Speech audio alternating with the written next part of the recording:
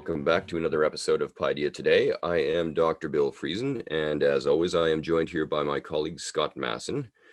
And today we are going to be talking about a very famous element of Shakespeare's literature, which oftentimes isn't treated very thoroughly in a lot of academic venues. And of course, I'm talking about Shakespeare's sonnets, which are some of the most magnificent short lyric poems written in English, I think it's fair to say. Their excellence has been generally acknowledged by some of the greatest writers in Western literature after Shakespeare's time, with a few notable exceptions, which we will talk about when we get there. But as we mentioned in the previous podcast, we should perhaps begin by flagging this notion that Shakespeare thought that his literary legacy would depend primarily on his poetry and very heavily upon his sonnet cycle, as well as other poems that he composed. And very famously, William Hazlitt, a writer and critic who lived after Shakespeare's day, said that if the only thing that had survived of Shakespeare's literary corpus had been his poetry, he would have been thought a minor writer indeed. It's a very ungenerous, nasty thing to say, but that's kind of Hazlitt's habit anyway. Yeah, he's waspish. He can be quite unpleasant. But most other writers and critics and professors and teachers since then would not necessarily agree with that condemnation of Shakespeare's poetry and the sonnet cycle in particular. Dr. Masson, when you teach Shakespeare's sonnets, how do you generally approach them? Well, I mean, I think you and I are very similar in our approach insofar as we try to contextualize in ways that help the student read the text and understand the text on the terms that in which the author would have intended you to understand the poem, first of all, because one of the great glories of reading literature written in other ages is to see the world through different eyes. And at times we can see that the eyes that look are so very different from ours that it's not very useful to us, and we may as well not bother. But at other times, and I find with the great authors, it is often the case that they see things with a greater clarity and depth than I would ever have considered. And so I find that my own perspective is broadened in the process. And at times it may be the case that they are so clear-sighted or profound that I really am going to challenge my contemporaries' views, which will include my views on a particular subject. And so that's what I try and do with all of the texts I teach across the ages, and the difficulty varies from age to age. Shakespeare is, in some sense, the inventor of modernity for the English-speaking world, the language that he speaks, and the categories of humanity. Harold Bloom, we mentioned this last time, most famously, and obviously with a bit of hyperbole, said he was the inventor of the human. This is obviously exactly that, it's hyperbole, but there is some degree of precision in what he says, insofar as the way Shakespeare looks at the world is generally the way we look at the world in order to understand it. And in the sonnet, he is writing a very Renaissance form of literature. So I say to my students, this is not an ancient form. It is a lyric poem, and of course that's one of the five great or classical literary forms, but it's a literary form unknown to the ancients. It originates in the Italian Renaissance, and then it is picked up 2 centuries later in the English Renaissance. So that's where I begin the conversation. How about you? I imagine something very similar. Yeah, well, the first thing I should say is way back in the first year of my undergraduate, I was fortunate enough to have a professor. Well, we were given a poem to read, and I might have mentioned this incident in earlier podcasts. But we were given a poem to read. The class read the poem, interpreted the poem. We came back to class next class, and we were discussing our interpretations of the poetry we had been given. And I remember my professor began to get quite agitated, grumpy, angry. Um, and he said to us at a certain point, he stopped us and he said, "You people are essentially reading whatever you want into these poems. Yeah. You are not reading rigorously. You are not reading faithfully." And that was a strange way of phrasing things, I thought, at that time in my first year of studies. And he began to get even more agitated and insisted that we had an obligation to faithfully read the text as the text had been intended to the best of our abilities. And that was the starting point. And if we wanted to wax speculative and personalize the text more after we had done that, maybe that was something that we could do. But at the beginning, you needed to come to the text as the text had been originally conceived, written, constructed, and designed, and try to see exactly what was going on in that.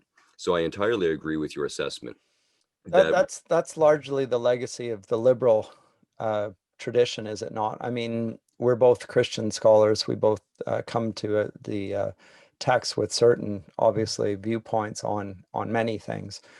But in general, that's the tradition of traditional liberal scholarship, and it's not a matter of being a Christian. This is just simply the way one looked at texts with integrity and with an element, as you said, I think, with some respect for the author and his or her integrity. yeah. And I think I mentioned this last podcast as well, but it's worth underscoring again here, which is that if you bring only your own agendas to a text, whether that's Shakespeare or somebody else, you're going to find a way to twist the text to probably badly prove or substantiate or validate whatever it is you wanted.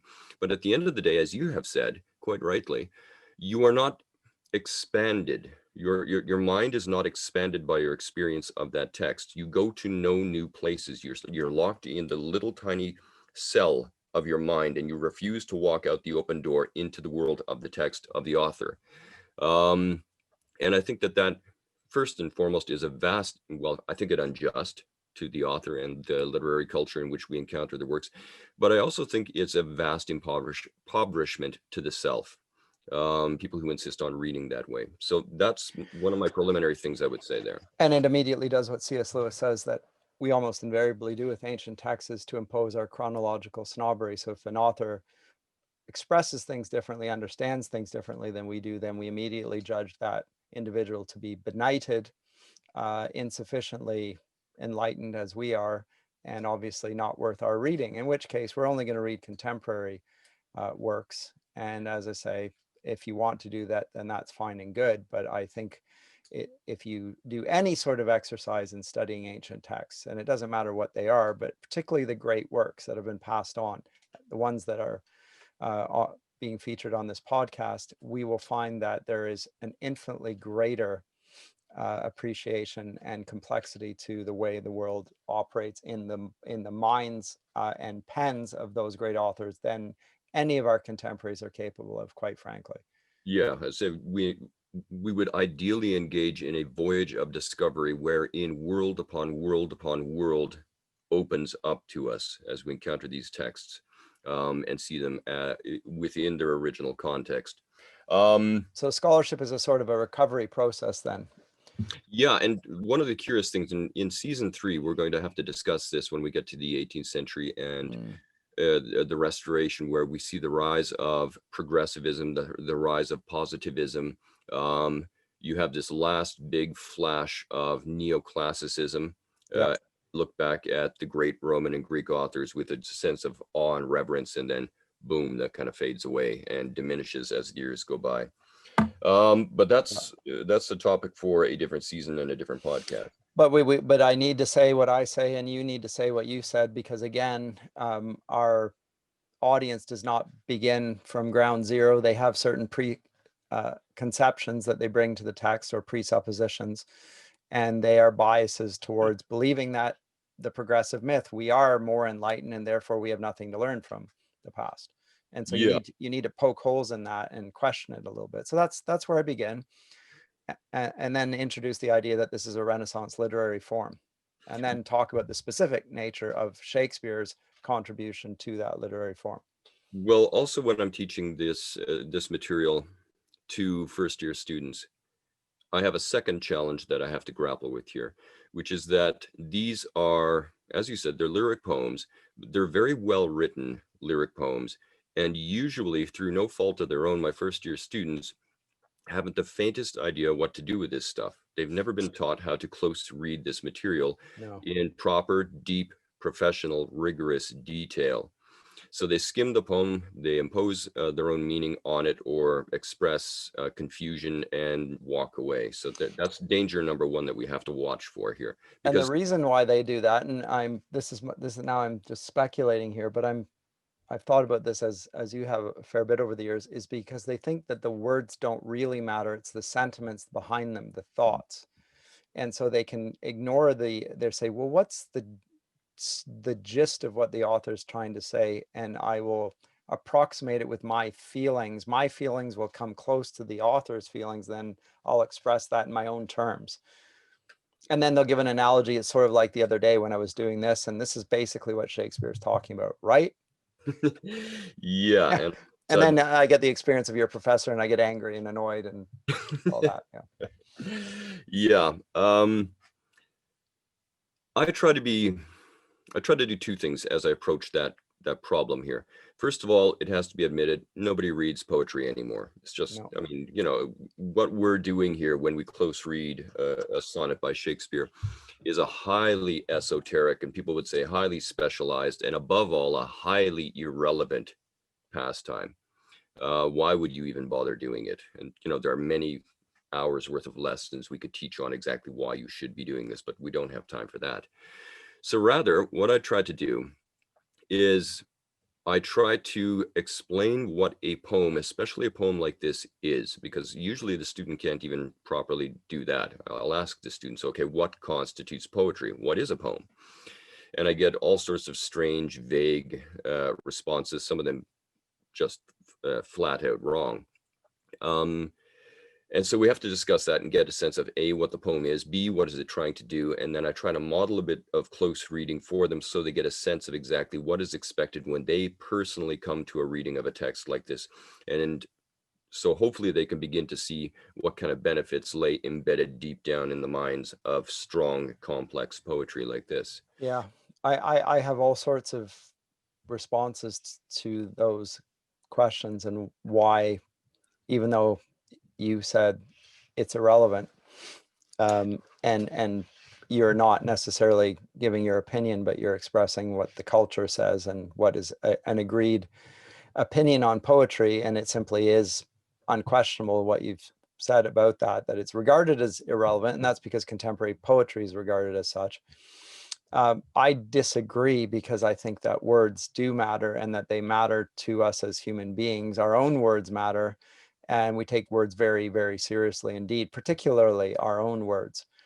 But I'll give a theological reason for that besides, and that Jesus Christ is the Word of God, and and that God, when He speaks in words, He acts as well, and then our speech acts also have a an analogous significance. It's not equal, but something like that. So something of our own human nature is being expressed in our language and also in others' language. And so when we attend to the details, we're giving an homage to that individual who is so profound, concise, moving, as we would like to be treated as well in our own utterances.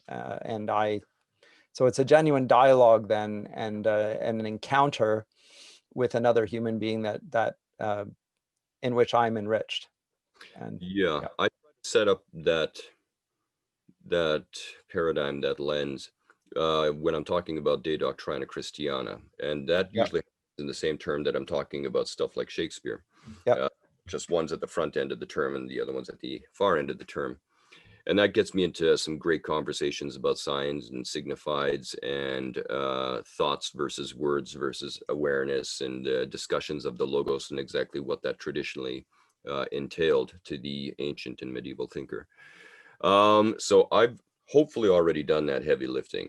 so I don't have to come back to it here. I might signal and remind them a little bit about that. Yeah, you have to go a little bit back and forth and constant reminders and pulling up. So anyway, with all that said.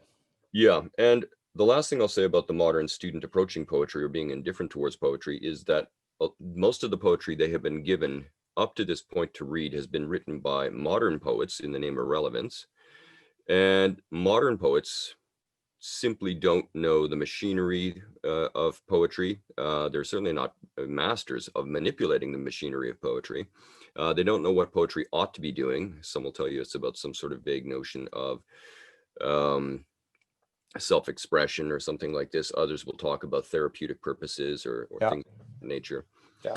Um, and they'll all miss the simple fact that a poem is an enormously condensed aesthetic pack of words which have crystallized into the perfect articulation of notions which are oftentimes deeply universally felt by all people across cultures and times and things like that. And that's one of the marks of a great poet, that he or she. Which is why cultures across the world have encapsulated their most profound teaching thoughts in poetic form.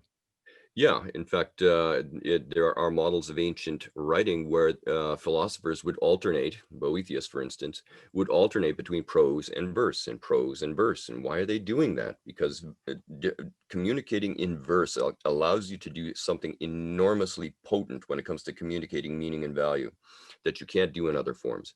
It So, even happens in Genesis, in the first chapters of Genesis, right? There's a few yes, lines of poetry in the midst of what most critics call a grand poem. Uh, yes. and I'm not sure that it's correct to call it that, but Well, then still. there's something here about teaching Shakespeare's sonnets, which fills me with hesitation because there is some comparatively dull background knowledge students need to have coming up to the poem, both in terms of the growth of the sonnet and in the architecture of Shakespeare's sonnets themselves Well, specifically. let's get through that stuff then, because Dull, it's necessary. It's not dull. It's the tools with which to approach it. What are the tools then? yeah. So you mentioned that the sonnet has its origins in the Italian Renaissance during the 14th century, and that it flourishes under, particularly under the patronage and indeed the performance by Petrarch. Dante. Francesco. Yep, Yeah, yep. And Dante also writes in the sonnet form. he Um, does. sonnet, by the way, comes from the Italian word sonetto, meaning a little sound. So you know immediately that brevity is part of the art of this poem. You can't mess about. It is, as it were, as if the professor had set a very, very strict page limit, and that's that. So it imposes a degree of discipline on what could otherwise oftentimes be a very chaotic poetic undertaking. It first comes to England under, I think it's Thomas Wyatt brings the first forms up Yes. on it to the English, and then it's given its classical English form by Henry Howard, um, who imposes iambic pentameter on it and separates it into quatrains and things like this. But here's the important thing with these sonnets that we're looking at today.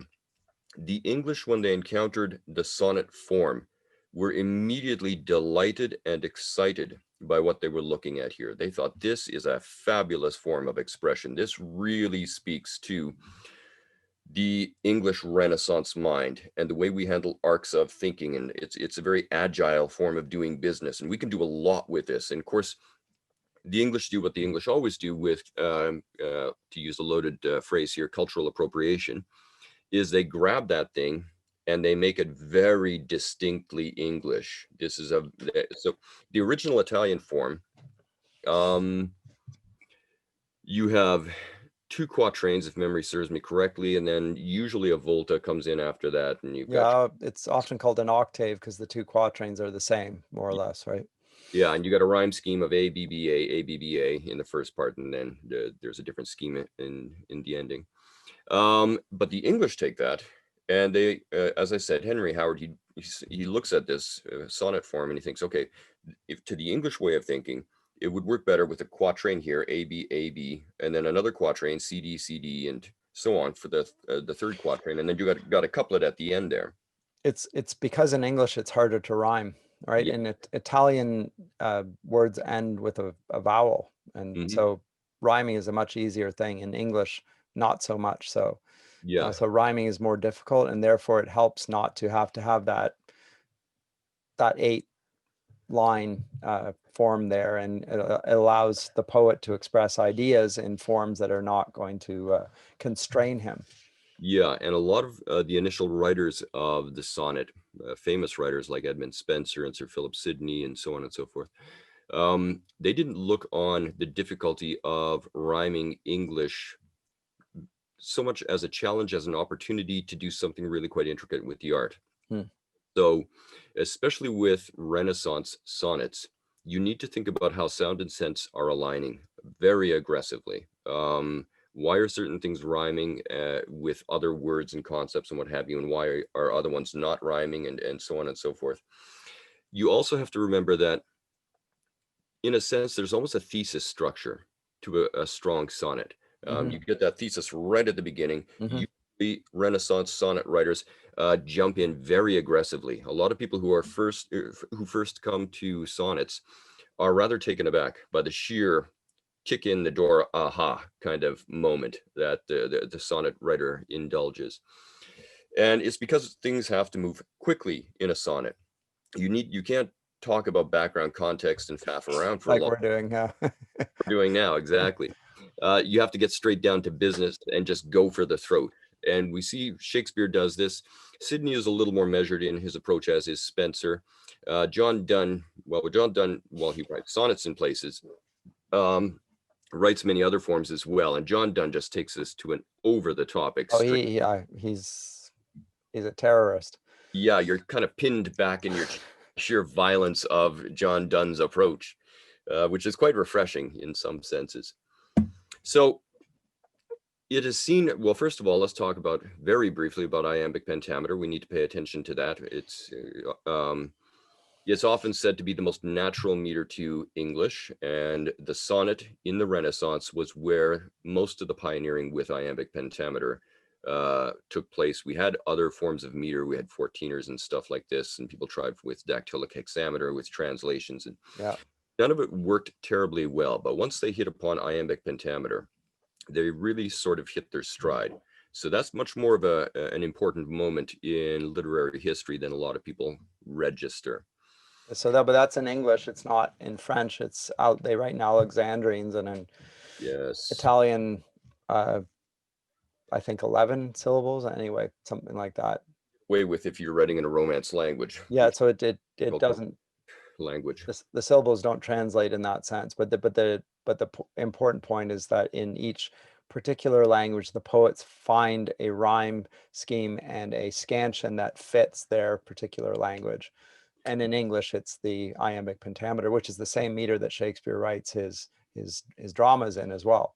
Yeah. And it sounds most like speech. That's the interesting part about it. Yeah, I heard somebody suggest, and I don't buy this for a second, but I thought it novel and interesting way of thinking about it, was that the iambic foot, which is an unstressed and then stressed foot, mimics the human heartbeat. And I thought, okay, well, maybe it does, but who can say that? Okay, yeah, sure. But whatever. And then they, Whatever. of course, I, Of course it does. yeah, it's the kind of thing that's said in certain venues, Yeah. but it's good as a mnemonic. And then that the 5 beats, usually we draw in a breath every 5 beats of the heart. And so this is where the 5 feet of the iambic pentameter come in. Ah. Yeah, I don't buy That's it. why it's love poetry, because it's just like the beatings of our heart. That's right. There's something about the very operations of our body. What? So somebody writing in an Italian sonnet doesn't have that happening. They don't have yeah, or their hearts beat. I don't know how their hearts beat, but Yeah, and the especially. French, of course, theirs is beating more because they're French, right? Or whatever, who knows? Come on. Anyway, so I have to explain to my students what meter is, and I simply say it's the formal pattern of stressed and unstressed syllables in a line of poetry. And then you have to compare that to the rhythm of a line. So these two things exist in tension. The rhythm is the actual pattern of stressed and unstressed syllables in a line. Right. Poets follow that. The meter and the rhythm are very, very similar. They're very close to each other. Sometimes they're identical. I mean, you Yeah, take that's confusing to students. 1,000 ships. That's perfect. Okay, so the meter and the rhythm are identical, but most poets mess with that and they begin to build tension between the rhythm, and all of a sudden you'll get a hypermetric line or something like in there. And then of course I have to explain to my students what a hypermetric line is, and I have to talk to them about where the caesura is. And Yeah. actually, let's do that. I'm going to actually get the caesura anecdote in here. A caesura is a natural pause in a line of poetry, and it doesn't just happen randomly. Good poets put the caesura in at strategic points. We call it a caesura after Caesar, not Julius Caesar, but one of the later Caesars. I think it was either Caligula or Nero or somebody like this, who decided that he didn't want to mix his bloodline with mortal bloodlines. So instead, he married his own sister. And he conceived a child with her, but the child also would have to be born like a god. And so he had this idea of his child springing forth like Athena from Of course. the mind of Zeus and stuff like this. Obviously, this guy's absolutely psycho bonkers. So he grabs a sword from one of his guards and he slices his own sister open and draws the child out. Obviously, his sister dies, the child dies, and everyone's freaked out. This is where we get our Caesarean section terminology from in honor of this wonderful moment. And it's also where we get the chop in the line here in a line of poetry. This is the caesura. And I tell such a lurid anecdote just to drive the point home and keep it in the mind of my students. They don't forget what a caesura is No, I can imagine. after. Anyway, Excellent. so we Now have, I know why you have that bloody reputation of savagery in the classroom. you only know part of it. Yeah, um, excellent. yeah, now where were we here? So, Machinery, poetry, how to analyze the poetry. We have to emphasize to the students the importance of but you just play. to sorry to interrupt, the volta that you mentioned, the turn is it's an Italian term. The caesura might be the breach in the line, but the sort of the turning point in the poem is that moment between the octave and the sestet. Yes, Or in Shakespeare's case, it might not be there. It might be somewhere else, and that that's is in fact the case, right? is very important. There's the second thing you need to be watching for. So you need to be analyzing the meter and the rhythm, because those are going to connect sound to sense again, just like rhyme does. Yep. You need to pay attention to where the caesura is, because again, sound and sense, they're not disconnected to a good poet. And the volta, as you say, in English poetry and in Shakespeare in particular, he messes around with that turn. The volta is essentially this wait a second moment, or this epiphany moment. It can be anything like that. Um, and the whole thinking of the poem. So you need to be listening to the music of the poem. You need to be listening to the words of the poem. You need to be listening to all the oral effects of the poem, but you also need to be tracking simultaneously and symbiotically the meaning of the poem, because the volta is that point where the meaning takes a sharp turn and it can go in any direction. And it's oftentimes the direction that the poet goes is quite surprising or even shocking, as we shall see with Shakespeare presently. Where it tends to be towards the end, right? The sting in the tail, right Yeah, before the rhyming couplet. but there's a few times where he has it right near the beginning. Yep. And you're watching for the volta, but you thought you had a lot more time before the No, volta you've was. already had it. Yeah. Yeah, and the ideas were going to build and develop and layer up and stuff. Like, no, it's right here, boom. And okay, from the volta, the rest of the thinking proceeds. So you need to be on to all of this stuff. And usually when I'm talking about all this machinery and history, my students begin to complain that reading poetry sounds like an awful lot of hard work. To which I usually respond with, yes, it is. It's precisely what it is. But you don't complain about the hard work of sports that you might enjoy. So why would the hard work of reading poetry necessarily be something which detracts from your ability to be enriched and to enjoy the poetry that you're reading? Um, Agreed. I should also say a little bit about this collection of poems. This Yeah, belongs. say so. I was just going to say that. Let's talk about the whole sequence when it was produced. All the I don't want to get into the critical weeds about too many of the, to my mind, relatively trivial debates that now preoccupy academia, but let's say something about the structure and the whole Yeah, sequence. there's such a thing here, not only as individual sonnets, because Shakespeare does write individual standalone sonnets. I think there's 6 of them or 7 of them. Yeah. But primarily, most of his sonnets, 154 of them, are in what is called a sonnet cycle. Shakespeare is not pioneering this form of collecting all these sonnets together. This is done by numerous other writers prior to Shakespeare's day.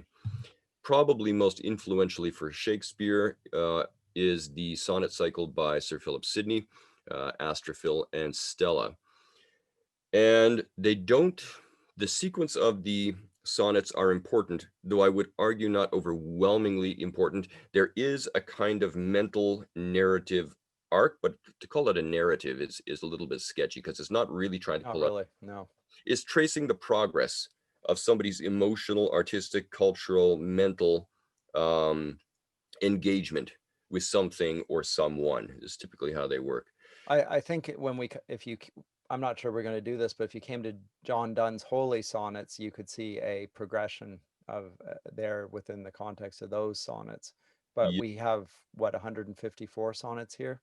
Yes, It's 104. it it's gone And beyond progression there. It's just too many sonnets. it's a hefty collection, even by the standards of the day. And then we hit the first debate amongst the academics as to whether Shakespeare is inspiring and continuing the various traditions he has noticed in the sonnet cycles which have preceded his work, which are many, or if his, in some senses, are a pushback against many of the conventions and ideas and notions, cultural and artistic, that he encounters in the other sonnet cycles. I tend to think that it's a blended creature that Shakespeare has written here. There are certainly some sonnets in here, and we're going to look at one today, Sonnet 130, which is a direct pushback against certain cultural conventions, which we Yep. all encounter in prior sonnets and things like this. And there seems to be something not so much polemical, but almost impish is a diminution of what I want to say. But there seems to be a twinkle in Shakespeare's eye when he writes sonnets like that, Yep. I suspect.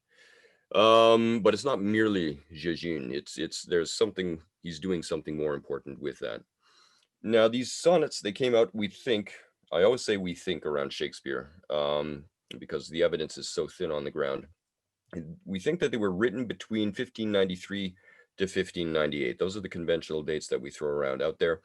We know that they circulated amongst his friends, oftentimes individually. Hmm. And so we've got 154. Might more have survived? Might there be sonnets which have escaped our attention? I don't know. But they were collected by Thomas Thorpe in 1609, perhaps famous. Published. Yep. Yeah. And they were published as such. And we don't know if the sequence in which Thorpe put them was Shakespeare's sequence or Thorpe's sequence. But in any event, they were published in that sequence. And we tend to, if we collect his sonnet cycle together to this day, we tend to use the same sequence that Thorpe did. What else? Oh yeah, we don't know if Shakespeare actually authorized this publication. It's possible that he did not. We don't know. Um, No, by this time he was at the height of his fame. He'd finished when these were published. His dramatic career was over. He'd finished writing his plays, I believe. I don't think anything's written after 1609. And by this point, he's now a famous playwright. And so this would have, the publication of his poems would also garner a significant degree of attention. yeah, his name is repeated continuously throughout the publication. Shakespeare's sonnets. They make sure that they get his name in there everywhere where they can name drop. They Yeah. name in the publication. I think 9 copies of the original survive to this day, but I'm not sure of that. And they talk about a lot of the things that we encounter in other Renaissance literatures, and particularly in sonnets, and particularly in sonnet cycles. So they talk a lot about mutability and beauty. They like talking about that. Uh, Yes, and art. yes, and as this applies to all sorts of things, they talk about the interplay of desire and will. They talk about love and unworthy love, and the nature of love, and stuff that you would expect to encounter.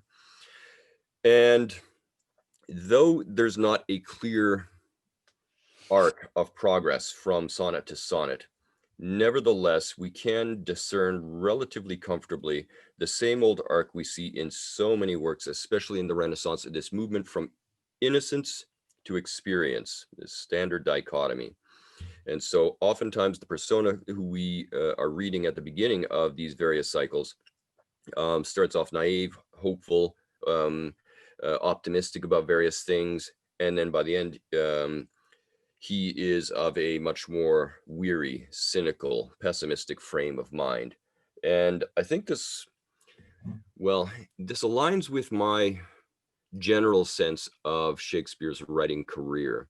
The younger Shakespeare he's a brilliant writer, a brilliant playwright to be sure, but he tends to be quite optimistic about a lot of things. He tends to be Mhm. quite upbeat about a lot of things. Yep. Those And are the period of his comedies, right? yes, and by the time we get to his last plays, The Winter's Tale, The Tempest, Macbeth, things like that, we're encountering a person who, for lack of a better word, is much darker. This is a much darker person. I don't know that I would describe him as cynical, No, I don't think so. but I mean, he nevertheless, doesn't conclude with his tragedies. It concludes with romances, like you say, The Tempest and Winter's Tale. These are, I wouldn't say they're dark at that point. Um, oh, but darkness threatens a lot oh, here. there's no doubt it's there. Yeah, I can't dispute that. And Those could turn on a dime into tragedies yeah, if to, but he didn't want them to. yeah, So that's what I usually talk about at the front end. Oh yeah, another distinction here. The first 126 poems seem to cover the persona's love for a younger man, or that at least is what you're going to read in a lot of sources here. And so we have to deal with this sense of latent homoeroticism in the first 126 sonnets. yeah. Let me say a couple of things here, because this notion has excited tremendous oceans of scholarship from many different venues where people get very excited about this. And it And may be it's the dominant mode of scholarship now in Shakespeare studies, basically. correct. Yes, queer theory is the main mode of approaching Shakespeare now. And I will say this, that it is possible that there is some kind of historical literal basis for all of this, or maybe he's writing to subjects that are explicitly aimed in that direction. But we should also qualify that by the notion that it's homoeroticism is also oftentimes a trope by which they approach certain subjects that they want to talk about. This is rather fashionable in certain circles during the Renaissance. Scott, did you want to say anything on that front? Not particularly. I find the homoeroticism somewhat overstated. Um, I can see why the claim has been made. It doesn't seem to me to be the dominant preoccupation of the poems. To me, I can see it in so the young man in the early sonnets is encouraged to marry and father children, Other um, sonnet. talking of friendship, talking about a loving admiration. Um, I think that many of these things are not necessarily conducive to a homoerotic relationship. Um, Further on, he in the cycle he gets seduced by a dark lady. Um, so and then and then there's a rival poet there in the latter poets poems in the sequence. I'm just not convinced. I think people want to read too much personal biography into lyric poetry, and that is a legacy to a large degree of our own day, in which poems express the feelings of the author. And I just don't think that that is necessarily, in fact, in Renaissance poetry, I think it would be much discouraged to be so autobiographical in one's poems. It just simply goes against the whole tenor of the age.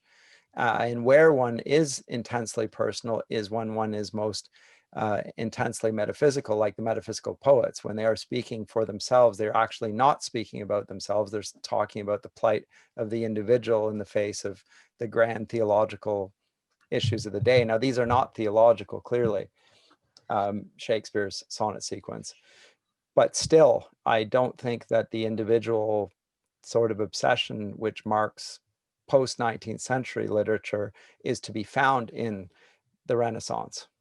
Yeah, there's kind of a whole subculture that tracks Shakespeare, Shakespeare's agendas, Shakespeare's biography that follows the corpus of Shakespeare's work and his legacy around looking under rocks for things.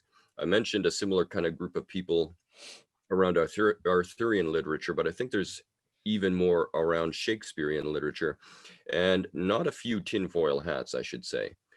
So one has to be very careful about these sorts of things. Yeah.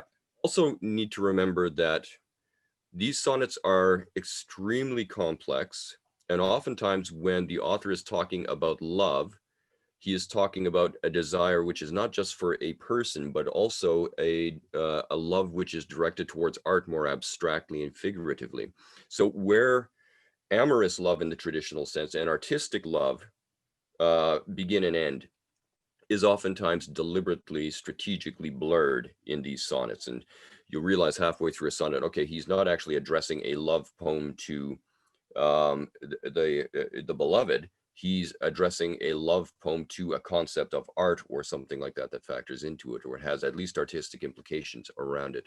Mm. So we The also, final thing I would say that I don't think and I'm not a scholar in the period, but as far as I know, it was not in the day received that or believed that Shakespeare was addressing these sonnets to a young man with homoerotic intent. And I would have thought that that would have arisen in such a theologically conscious day as their own. So I find that rather, that alone makes me question whether that's a valid way of reading these. And in the end, I also think it's largely not the most relevant consideration for anyone to read it, although it may be for those who are homoerotically attracted a reason why they would want to read it. I don't even see that myself. But there you go. yeah. So you see it, and I think I agree with this here. You see it as something of a distraction from where we should properly be putting our energies. I do, as a almost across the board in general. I don't like to read any works as expressions of the personal predilections of the author, and authors in general worth their salt are not interested in uh, flaunting their personal proclivities for the audience. I Yeah, just, yeah, even Ovid per se is not really interested in that, I don't think. I tend to agree. And we know that saying anything concrete about Shakespeare, the man, or Shakespeare, the author, is incredibly difficult on what he's given us. We really know almost nothing about him. Yeah. Yeah, no, he's a very difficult person to figure out, and that's not unusual. Most people, um, as you say, the text is not about self-expression, because otherwise, why would anybody else want to read it? If this is all about you, and the more you it is in terms of its focus, then the less it has to do with other individuals. So why? Although, against my own point, I will say that the Renaissance does uh, express an individualism and the importance of the individual in a way that is contrary to the self-effacing nature of this, let's say, what you spoke of earlier, the legends and the the saints' lives, where the saints are effectively ciphers because they're trying to draw the attention to Christ and not to themselves. The Renaissance is far more of an individualistic, self-expressive age. So that speaks against my point. Well, But yeah, that's going to hit a tipping point in a few decades when we get to the Restoration, because of course there we see the rise of this new concept of celebrity, yeah, uh, and the celebrity actor and the celebrity writer and the celebrity whatever. yeah. And we see not just a shift, but almost an inversion of certain approaches to self and self-expression. But we'll come to all that presently. Um, What do we say, 130? yeah, let's have a look at Sonnet 130 here. And if it looks like I'm glazing over, folks, it's just because I'm reading the sonnet on my computer screen. Yeah, me too. There That's we why have there's an unusual shine off my forehead. it. Did you want to read it, or shall I? It's up to you. I'm always ready to read Shakespeare. Read Shakespeare, Scott. Okay. My mistress' eyes are nothing like the sun. Coral is far more red than her lips red. If snow be white, why then her breasts are dun. If hairs be wires, black wires grow on her head. I have seen roses damasked, red and white, but no such roses see I in her cheeks. And in some perfumes is there more delight than in the breath that from my mistress reeks. I love to hear her speak, yet well I know that music hath the more pleasing sound. I grant I never saw a goddess go. My mistress, when she walks, treads on the ground. And yet, by heaven, I think my love as rare as any she belied with false compare. Excellent. Excellent. Now you teach this sonnet. I don't pick the sonnet out. This is a good one. And this one is, a lot of people will recognize, especially those opening lines of this sonnet, which get repeated and quoted in many different venues of Yeah, culture and in academia and stuff like this. sure. So what's your approach to teaching this one?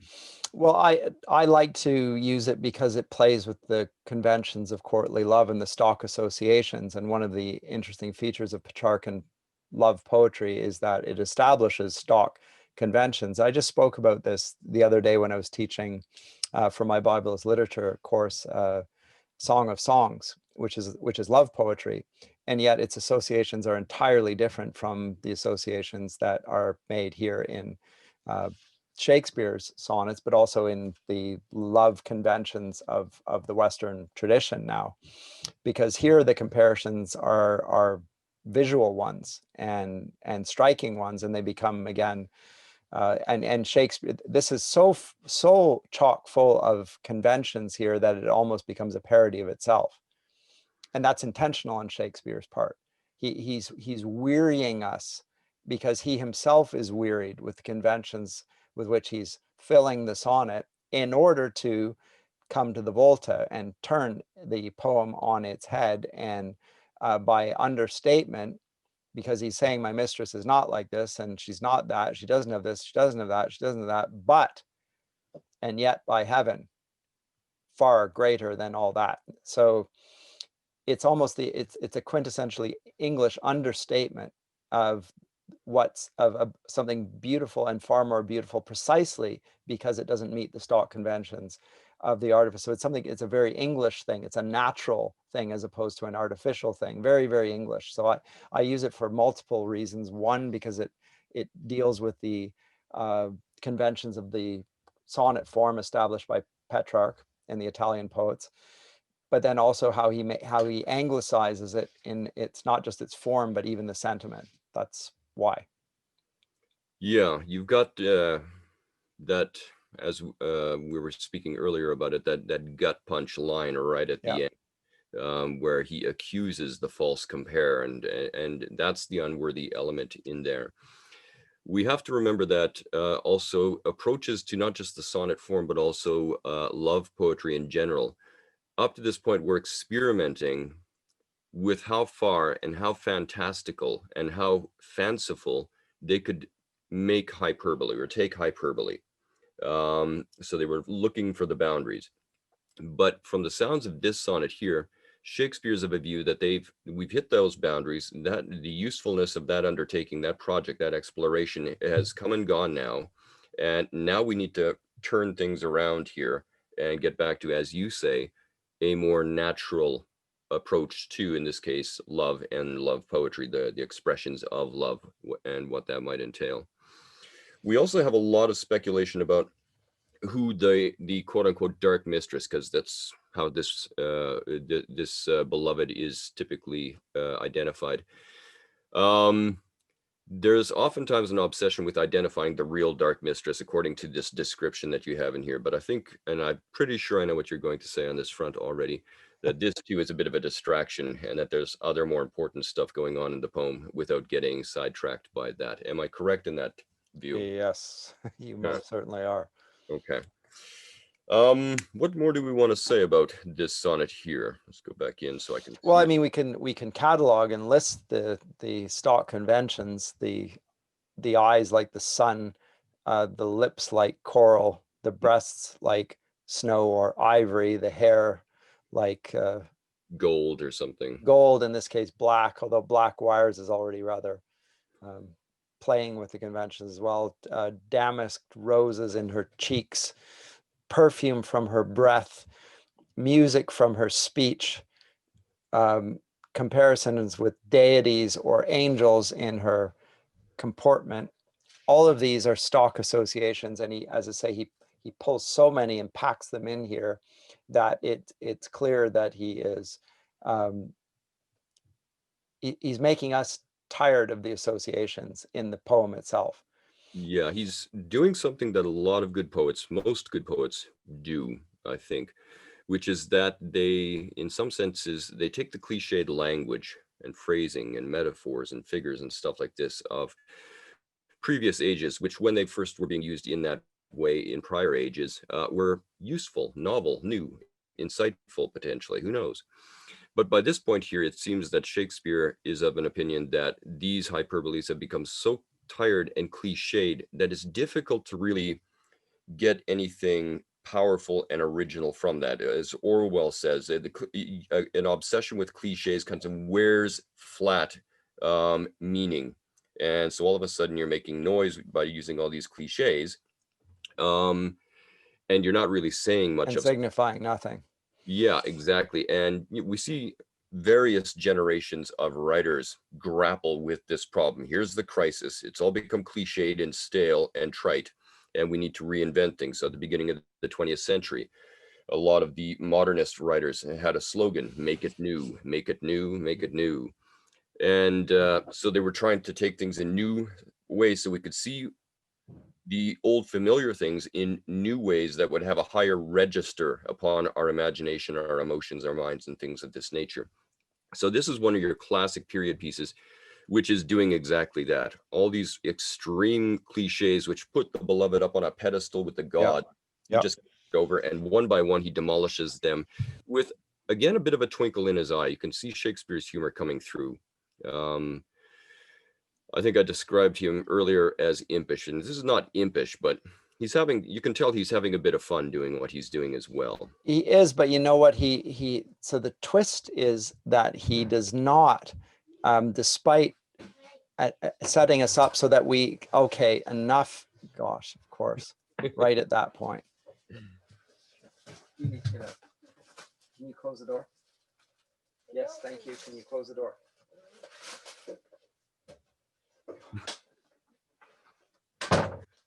This is why we have editors. This is exactly why we have editors. So hopefully our editor will watch through. My comment on this is that what he sets us up for is the final disparagement, because he makes us expect a certain of course. I might have to intervene here because this may go on. I'll pause the recording for 2 seconds. Yeah.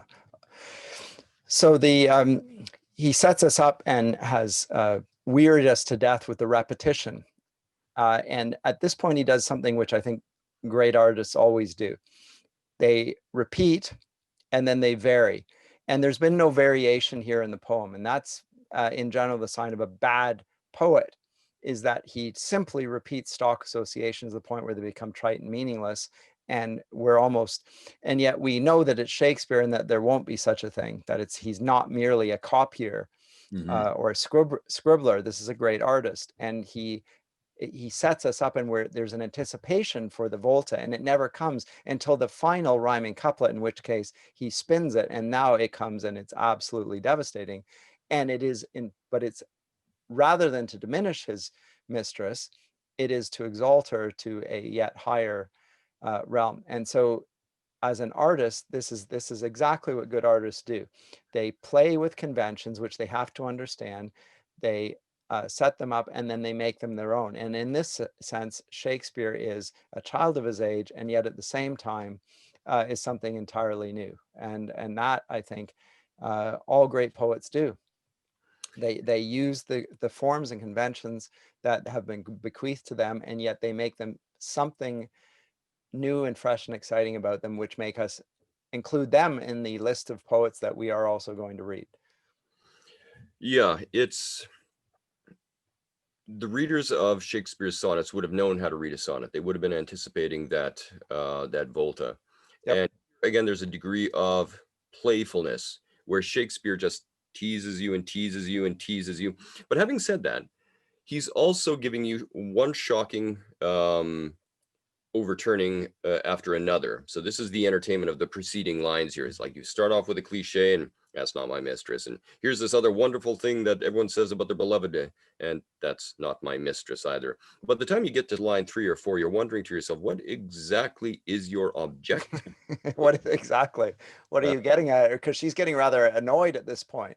yeah, you can imagine if you take this, if this sonnet were, as so many of the punters out there like to think, if this sonnet were actually addressed to a real live woman, you can imagine there's a good chance that he might get slapped at the end of her reading of it. Uh, which again, of course, adds to the surprising nature of the sonnet itself.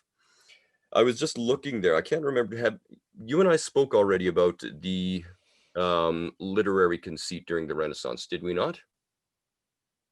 I'm not sure we did. Uh, Let's conclude with that thought, well, I'm gonna. because I was trying to pull it up here. it will bleed into what we want to talk. I mean, next week we're going to move on to talk about the Cavalier poets Yeah. and the metaphysical thereafter, and they all depend on this notion of a conceit. So say something about that, and we might want to repeat it next time as well. But go Well, ahead. what I'm going to get you to do is actually pause it again because I'm looking for it, because the actual salt.